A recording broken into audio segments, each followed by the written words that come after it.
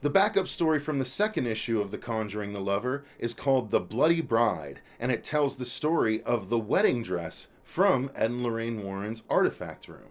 The story begins with a young woman named Mariah Walker's wedding approaching. As her time runs out, she tries to find a used wedding dress at a third-party clothing store and ends up finding one with the name Quinn Lane sewn into it, but she ends up buying it on the cheap. Mariah researches and finds out that Quinn Lane had murdered her cheating husband, and it turns out that her picture looks an awful lot like the woman who pointed out the dress at the store she was at.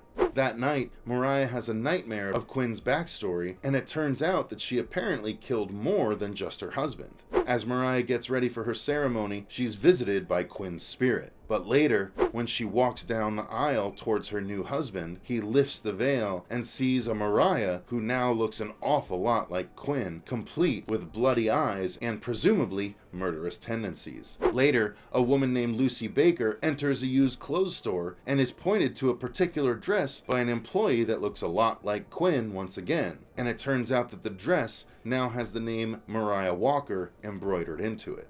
The backup story for the third issue of The Conjuring the Lover is entitled The Accordion Monkey and is all about that specific item from Ed and Lorraine Warren's artifact room. The story begins with Joseph Harold Root, who is born one day. Soon after, though, a nurse claims that the baby is of the devil and scratching other children in the nursery. The nurse then attacks, but the father stops her and she is fired as a result. But after the events, she ends up unaliving herself. After these events, the head doctor of the hospital gives the family a concertina playing ape as a gift. But once they get home, bad things immediately start happening all around them. From friends and pets dying to natural disasters, plane crashes, and even cancer for Joseph's mom. The head doctor researches and finds the nurse's notes indicating that a demon is actually following Joseph and has been since birth. As the head doctor drives to warn the family, the young Joseph ends up dropping a bowling ball from a bridge,